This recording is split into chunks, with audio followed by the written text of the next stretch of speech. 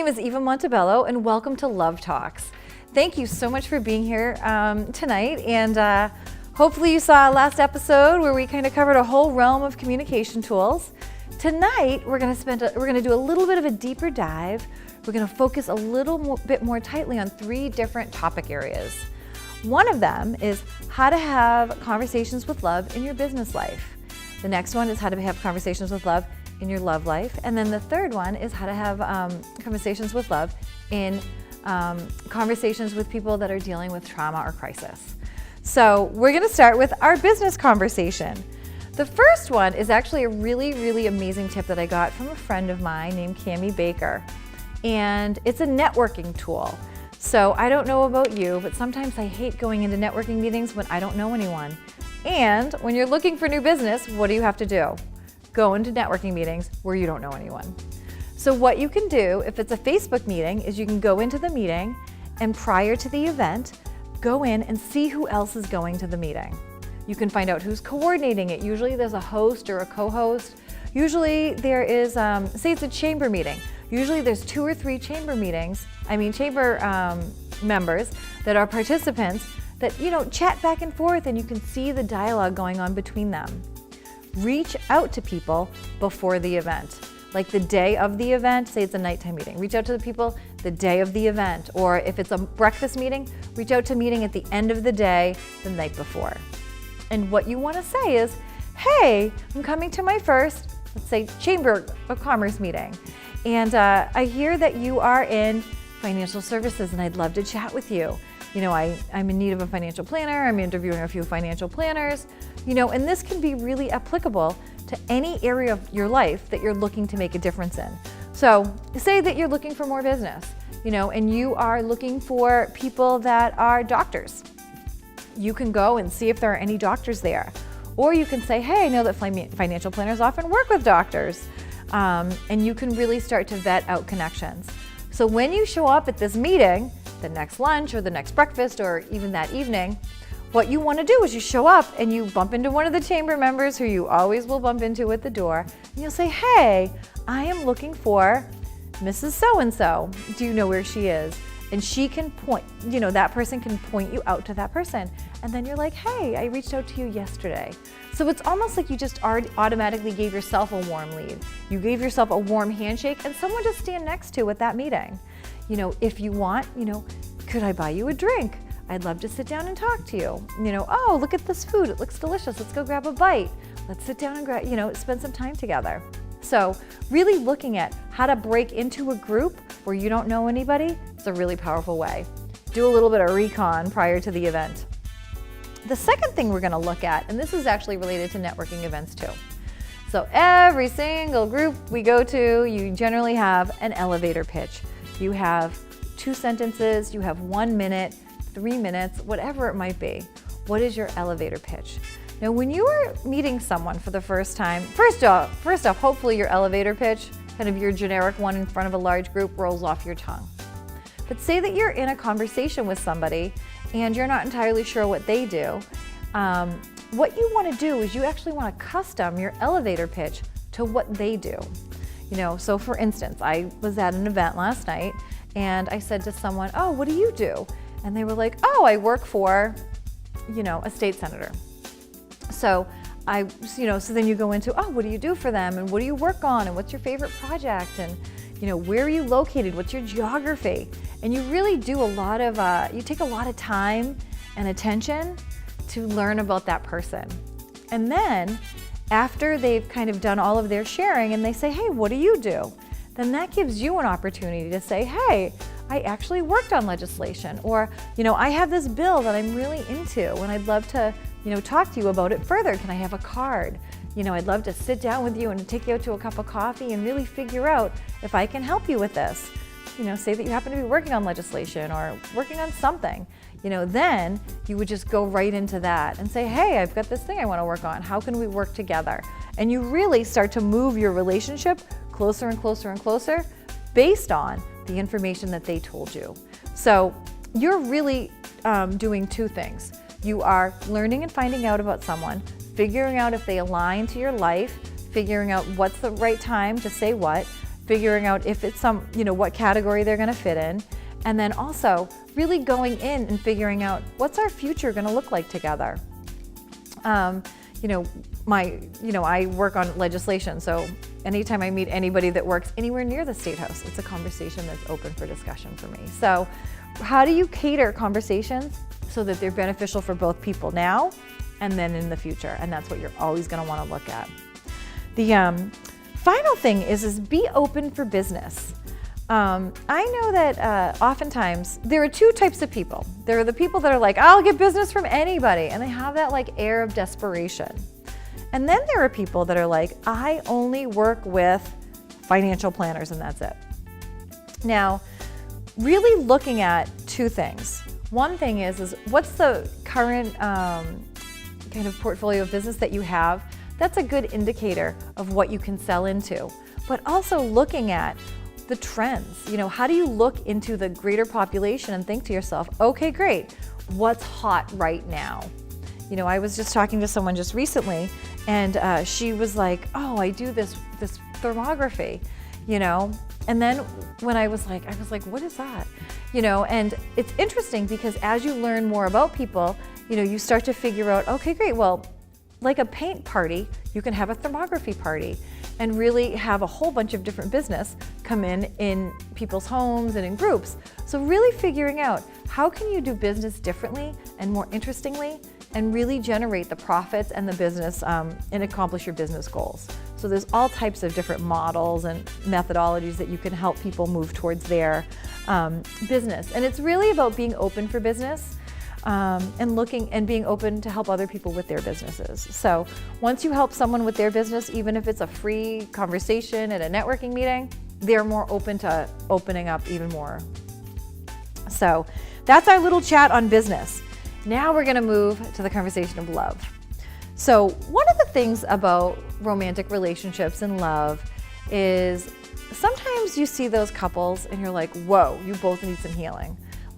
Or you'll see a relationship where one person is a little bit broken, from their last relationship, but they jump right into another relationship. Sometimes we call that a rebound relationship. One of the things that we're really looking at around relationships and communication is starting with being in love with yourself first. Starting with looking at the 7 areas of wellness. Am I well in every single area of my life? I remember when I first got out of college, I was paying my school loans and I wasn't making any money and I was living at home and, I couldn't scrape 2 nickels together, And was it the best time for me to date? Probably not, And I didn't until I had my feet under me and I had, got a couple promotions and had a little bit more money coming in and I figured out how to balance my own checkbook, But then, there are sometimes people that get into relationships when they're not in a great space. When you're newly out of a relationship and you're like, oh my gosh, I just need someone, and you jump right into a relationship with someone else. You're not ready, you really think about that old person, you haven't had the time to heal, so really one of the things that we look at in Be Delicious Dating is looking at our own personal wellness. And then when we are well and when we love ourselves, you can actually go choose someone that's well and then really, figure out how to have a powerful and intimate and passionate relationship for 2 people that are actually well. It's a really interesting paradigm, and it's definitely different than kind of being in a crisis relationship or, jumping along. The other thing that we look at Be Delicious Dating, which is a really powerful thing to know, and I have actually a couple funny stories about this, is actually knowing what you want. Sometimes, people go through life and you say to them, oh, what are you looking for in a relationship? And they're like, I have no idea. And my question to you is, if you don't know what you're looking for, how are you going to know what it is you want when someone comes into your life? I remember I was organizing a nonprofit fundraiser and it was a comedy show. And I happened to walk into the comedy show a little bit late. And you know what they do to people that walk into comedy shows late that have a seat in the front row, because I was part of the organizing committee. So this guy calls me out from the stage. He's a comedian and he's thinking he's funny and I'm horrified and I'm, helping to raise money for this group. And then later he came back to me and he was like, oh my gosh, I'm so sorry. I hope you, took it well in stride. And we talked for a little while and he ended up asking me on a date. And so we went on a date, and soon thereafter I was like, gosh, I'm not sure if this is gonna work, just because of some of the things that I had on my list that I was interested in. So back in the day of a Palm Pilot, it's kind of like your iPhone, but far less fancy. I basically said, hey, I have a list of what I want and, the man of my dreams. I'm like, you want to see it? And I actually pulled my Palm Pilot out of my purse and I handed it to him. And I said, that's my list. And he took 2 seconds. He must have read like the first 5 or 6 of them. And he was like, this isn't me. But you know what? Thanks so much for, coming out for a drink, and good luck on your quest. And it's really funny because when you know what you want, you can cut through all of the morass in the world. You can kind of sift through all the sewage, and you don't have to kiss as many frogs, because you know what you want. And there's a world where, knowing what you want is powerful, and also having a little bit of flexibility about it. Someone may not have all 27 traits that you want, but they have 26. So there's a world where you can work on like the flexibility around 1 or 2. But the power is actually knowing what you want. If you want to double down on the power, what you do is you design a love resume with your basic statistics and then a list of what you want. 1 page, 1 side, that's it. And you give it to all of your friends. And you say, hey, if you bump into this person that is looking for someone like me, can you do me a favor and connect us? I promise not to act weird or anything, but I'd love an introduction to that person. Because here's the thing, it's like one thing to go out into the world and do this all on your own, but how much more fun will it be if you have all of your friends looking for you? And then in the same regard, you have, you're looking for all of your friends. So those are a couple of tips around love. Now the third category that we're gonna talk about is really supporting people in their process of healing. So everybody has survived something, whether it is surviving the trauma of war and our veterans in the armed services. 22 of our veterans commit suicide every day, take their own lives every day. And I am of the opinion that it's up to each of us to support veterans in really being part of a community where they feel loved and supported and cared for, and all of their mental health and other needs are taken care of. So that's one area. Survivors of, whether it be, physical or sexual or emotional abuse, sometimes some of these traumas are underlying and you never know when they're gonna come out. You never know where people need support. So you really wanna take the time and take the effort to figure out where people are. And then the other type of crisis, which is actually more immediate, shorter term, those two are kind of longer term crisis or trauma solutions. But then there's someone that is having a bad day, that hit a pothole and broke their tire, or, like a host of different things, had their boss yell at them. We've all heard that analogy where, the husband's at work and his boss yells at him, then the husband comes home and yells at the wife, and the wife yells at the kid, and then the kid, mistreats the dog. So how do you interrupt that cycle before it goes to the next person? And then there are people who operate kind of in that complaint mode. They operate in the oh my gosh, woe is me, nothing ever works. I like to think of the Snoopy character, Linus, that always has the cloud over him. We all know people that have a cloud. We all know the drama queens. We all know the people that everything is a crisis. And those people are in their own, kind of little world. And there is actually a way to convert them to be someone that wants to, to become someone that wants to live a life of their dreams. It's gonna take a little bit of work, it's gonna take a little bit of commitment, and it's gonna take a whole heck of a lot of love, but everyone can do it. So when we think about trauma people, there are a few things to never, ever, ever say. One of them is, why don't you just get over it? Why don't you deal with it? Other people get up and over it. You're just being a big baby. There's all of these conversations that really take the poor person that's in trauma and actually push them down into their trauma even more. It's actually kind of mean to do.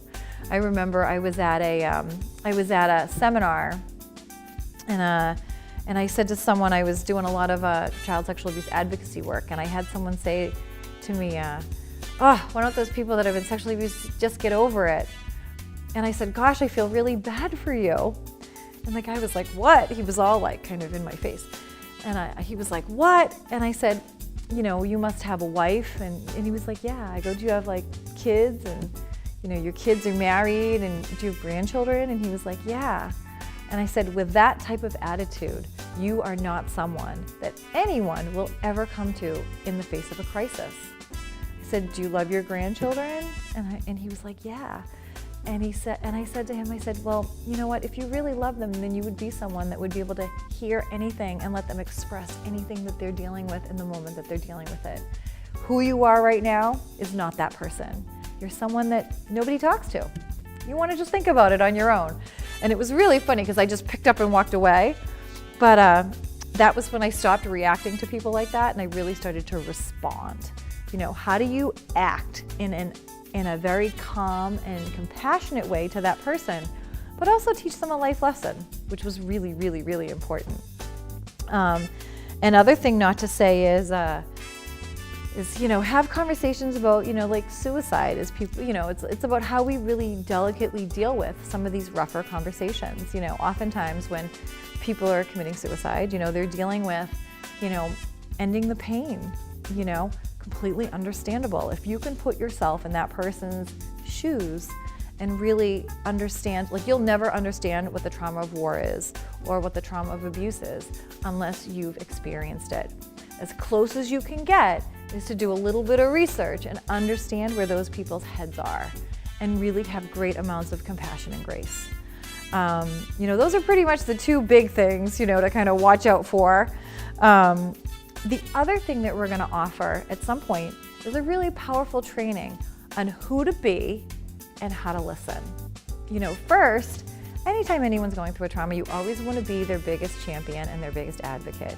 You want to support them on their side. You want to be on their side. You want to make sure that they know that they're totally cared for and loved, and that you're going to support them through the whole process. So that's another training that we're going to have, way more detailed. We'll get into that later. And then the other thing is what to notice. Sometimes someone will have taken themselves away, like out of the conversation, or they'll go the other way. They'll lean into the conversation. So you want to be someone who can kind of identify and ask, hey, how's life? Is there anything going on with you? Is there anything you need to talk about? I know that when my son has, experienced some bullying in his life, and I say to him all the time, I'm like, hey, how's school? Anything we need to deal with? Anything, you're having a difficulty with that I can help you with? And really constantly checking in on people. And you may not know if something's going on, but it's never a bad thing to check. So we are just about to wrap up this segment. Our next segment is going to have awesome guest hosts. We are going to talk about crazy first dates, and we're going to talk about the 3 different distinctions of dating types, your attachment style. There are 3.